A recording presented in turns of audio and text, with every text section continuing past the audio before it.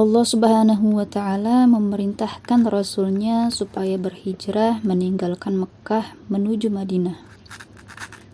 Di Madinah, Siti Fatimah tinggal serumah dengan ayahnya. Sebuah rumah yang sangat sederhana di tanah Islam yang baru. Di sana ia menikmati asuhan, perlindungan, dan kecintaan ayahandanya. Yang disebut rumah itu tidak lebih dari beberapa ruangan atau kamar yang sederhana menghadap ke halaman masjid. Bagian-bagiannya ada yang terbuat dari batu bata yang disusun dengan perekat tanah, dan ada pula yang terbuat dari batang serta pelepah kurma. Bagian atapnya terbuat dari pelepah kurma yang tersusun demikian rupa. Adapun tingginya, sebagaimana dikatakan Al-Hasan bin Ali radhiyallahu ta'ala anhu, ketika aku masih muda, setiap masuk ke dalam, aku dapat memegang atapnya. Perkakas yang ada di dalamnya sangat sederhana. Tempat tidur beliau terbuat dari kayu yang diperlunak sedikit dengan kasur terbuat dari serabut atau ijuk pohon kurma. Istri dari ayahnya, yaitu Siti Aisyah, sendiri pernah menceritakan betapa istimewanya hubungan antara Rasulullah Shallallahu Alaihi Wasallam dengan putri kesayangannya itu. Berkata Siti Aisyah, aku tak pernah menyaksikan ada orang selain Siti Fatimah yang baik di waktu berdiri maupun duduk lebih menyerupai Rasulullah Shallallahu Alaihi Wasallam dalam hal ketenangannya, kebaikan perilaku, dan pembicaraannya. Apabila Siti Fatimah datang kepada Rasulullah Shallallahu Alaihi Wasallam, beliau berdiri menyambutnya, kemudian dicium dan dipersilahkan duduk di tempat duduk beliau. Apabila Rasulullah Shallallahu Alaihi Wasallam datang kepada Fatimah, putrinya itu berdiri dari tempat duduknya, kemudian mencium dan mempersilahkan ayahnya duduk di tempatnya. Itulah Siti Fatimah Az-Zahra, seseorang remaja putri yang memiliki kemuliaan, kecantikan, keluhuran, dan keagungan, hidup di bawah naungan langsung ayahnya. Semua pandangan mata terarah padanya. Di antara para sahabat Rasulullah Shallallahu Alaihi Wasallam, banyak yang ingin mendapat keberuntungan menjadi teman hidup Siti Fatimah, agar memperoleh kemuliaan dari hubungan kekeluargaan dengan ayahnya. Siti Fatimah memang merupakan wanita yang paling tinggi kemuliaannya, agamanya, dan kedudukannya. Rasulullah Shallallahu Alaihi Wasallam sendiri pernah berkata kepada putrinya, "Wahai Fatimah, sesungguhnya Allah marah karena kemarahanmu dan ridho karena keridhoanmu." Pada suatu kesempatan, beliau memberitahu bahwa putrinya itu adalah wanita yang paling terkemuka dan paling baik.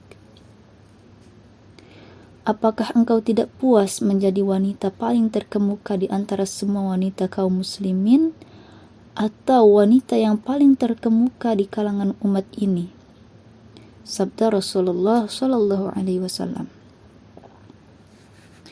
Dalam kesempatan lain, Nabi Muhammad Shallallahu Alaihi Wasallam pernah mengatakan kepada kaum muslimin bahwa wanita-wanita penghuni surga yang paling mulia ialah Khadijah binti Khuwailid, Fatimah binti Muhammad, Maryam binti Imran, dan Asiyah binti Muzahim, istri Fir'aun. Jadi, kalau Siti Fatimah seorang wanita yang sedemikian tinggi martabat dan kedudukannya di kalangan keluarga nubuwah, siapakah di antara para sahabat terkemuka atau kaum muslimin yang terpandang yang tidak ingin memperoleh kemuliaan menjadi teman hidup dan menjadi menantu dari Rasulullah Sallallahu Alaihi Wasallam. Dimulai oleh Abu Bakar As-Siddiq, kemudian Umar ibnul Khattab, menyusul lainnya lagi dari kalangan Quraisy terkemuka. Semua mengajukan lamaran untuk memperistri Siti Fatimah. Akan tetapi Rasulullah Shallallahu Alaihi Wasallam tidak mengabulkan keinginan mereka. Beliau hanya menjawab, belum tiba suratan takdirnya. Pada suatu hari, seperti biasa ketika para sahabat sedang berkumpul di masjid Rasulullah Shallallahu Alaihi Wasallam, termasuk Abu Bakar, Umar, dan Sa'ad bin Ma'ad, sampailah juga pembicaraan mereka kepada masalah Siti Fatimah. Mereka memuji kecantikan dan keagungannya, tetapi mereka juga mempertanyakan mengapa ia belum menikah. Abu Bakar mengatakan, ia telah dipinang oleh orang-orang mulia dan terhormat, tetapi ditolak oleh Rasulullah Shallallahu Alaihi Wasallam dengan ucapan, urusan Fatimah berada di tangan Allah yang Maha Agung. Beberapa waktu kemudian, Rasulullah Shallallahu Alaihi Wasallam memanggil sahabatnya, Abu Bakar, dan mengatakan kepadanya, Abu Bakar, tidak dapatkah engkau mengemukakan persoalan Fatimah kepada Ali? Tanya Rasulullah. Menurut perasaanku, Ali tidak menyebut-nyebut Fatimah, hanya karena ia sadar bahwa ia tidak mempunyai apa-apa, kata Abu Bakar. Tanpa menyaut lagi, Abu Bakar segera pergi menemui Ali bin Abi Thalib. Kepadanya Abu Bakar berkata, Hai Ali, semua keutamaan dan kebajikan ada pada dirimu. Sedangkan kedudukan dan hubunganmu dengan Rasulullah Shallallahu Alaihi Wasallam dekat sekali. Seperti kau tahu, banyak orang terhormat berdatangan untuk meminang Fatimah Az-Zahra, tetapi tidak seorang pun yang lamarannya diterima oleh ayahnya. Beliau hanya menjawab, urusan Fatimah terserah kepada Allah Subhanahu wa Ta'ala. Dan engkau, apa yang menjadi penghalang bagimu sehingga engkau tidak meminangnya? Aku berharap semoga Allah dan Rasul-Nya menahan Fatimah untukmu, kata Abu Bakar. Mendengar saran Abu Bakar seperti itu, Imam Ali tidak segera memberikan tanggapannya. Hanya air matanya yang berlinang. Baru beberapa saat kemudian dengan suara parau ia berkata, Wahai Abu Bakar, sesungguhnya engkau telah mengingatkanku sesuatu yang sudah lama aku lupakan. Demi Allah, minatku memang sangat besar kepada Fatimah, dan tidak ada yang menjadi penghalang bagiku untuk meminangnya, terkecuali kemiskinan dan kepapaanku. Ali, jangan engkau berkata seperti itu, jawab Abu Bakar. Sesungguhnya bagi Allah dan Rasul-Nya semua yang ada di dunia ini laksana debu yang berhamburan. Setelah mempertimbangkan saran dari nasihat Abu Bakar, akhirnya Imam Ali memberanikan dirinya dan bertekad hendak menghadap Rasulullah Shallallahu Alaihi Wasallam. Ia segera pulang, mandi, mengambil air wudhu, berpakaian rapi, lalu sholat 2 rakaat. Setelah mengenakan terompah, ia berangkat untuk menemui Rasulullah Shallallahu Alaihi Wasallam, yang ketika itu sedang berada di tempat kediaman Ummu Salamah, istri beliau. Salam Imam Ali dijawab oleh Rasulullah Shallallahu Alaihi Wasallam. Imam Ali lalu duduk di hadapan beliau Rasulullah SAW yang membuka pembicaraan dengan bertanya, "Apakah engkau datang untuk sesuatu keperluan? Katakanlah apa yang ada dalam hatimu. Segala kebutuhanmu akan kupenuhi, insya Allah." "Ya Rasulullah," jawab Imam Ali dengan suara tertahan dan sedikit agak gemetar. Engkau mengetahui benar bahwa engkau yang mengambil aku dari pamanmu, Abu Thalib, ketika aku masih kecil dan belum tahu apa-apa. Engkaulah ya Rasulullah yang memelihara, mengasuh, dan mendidik aku. Kasih sayang engkau terhadap diriku, aku rasakan melebihi kasih sayang ayah bundaku sendiri. Dengan perantara engkau, Allah yang maha besar telah melimpahkan hidayahnya kepada aku dan menyelamatkan aku dari menyembah berhala. Engkaulah ya Rasulullah yang menjadi peganganku di dunia dan akhirat. Kata-kata saudara sepupunya itu didengarkan dengan penuh perhatian oleh Rasulullah SAW. Dengan suara semakin lirih tetapi lancar, Imam Ali meneruskan, "Di samping itu, aku ingin tetap diberi kekuatan untuk dapat terus berjuang bersamamu. Aku juga ingin berumah tangga, hidup bersama seorang istri yang akan memberikan ketenangan kepadaku. Itulah sebabnya aku datang menghadapmu, ya Rasulullah, untuk meminang putrimu Fatimah Az-Zahra.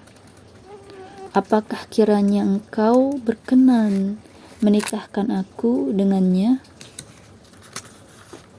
Ummu Salamah yang menyaksikan peristiwa tersebut di kemudian hari pernah menceritakan sebagai berikut. "Aku melihat wajah Rasulullah SAW berseri-seri gembira dan tersenyum. Beliau masuk menemui putrinya lalu berkata, 'Wahai Fatimah, engkau telah mengenal Ali bin Abi Thalib dan telah pula mengetahui hubungan kekerabatannya dengan kami. Engkau juga sudah mengenal keutamaannya dalam Islam.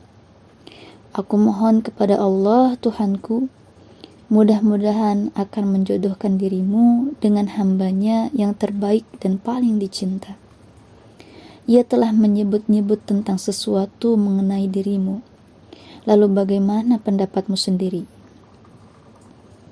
Fatimah pun terdiam. Rasulullah SAW kemudian keluar sambil berkata pada dirinya sendiri. Diamnya menunjukkan persetujuannya. Setelah itu beliau bertanya kepada Ali bin Abi Thalib, 'Wahai Ali, apakah engkau mempunyai sesuatu bekal untuk mas kawin pernikahanmu?' Ali bin Abi Thalib menjawab, 'Aku hanya mempunyai sebilah pedang, sebuah baju besi, dan seekor unta.' Ungkap Ummu Salamah lebih jauh. Menanggapi jawaban Imam Ali itu, Rasulullah SAW menyahut, 'Tentang pedangmu, engkau tetap membutuhkannya untuk berjuang di jalan Allah, dan dengan pedang itu engkau berperang melawan musuh-musuh Allah. Mengenai untamu pun engkau tetap membutuhkannya untuk mengangkut air dan menyiram pohon-pohon kurma tanamanmu. Selain itu juga untuk angkutan perjalanan jauh. Oleh karena itu, biarlah baju besi itu saja.' Ali bin Abi Thalib kemudian segera pergi menjual baju besi miliknya kepada Utsman bin Affan dengan harga 480 dirham. Semua uangnya diserahkan kepada Rasulullah SAW Demikian ungkap Ummu Salamah.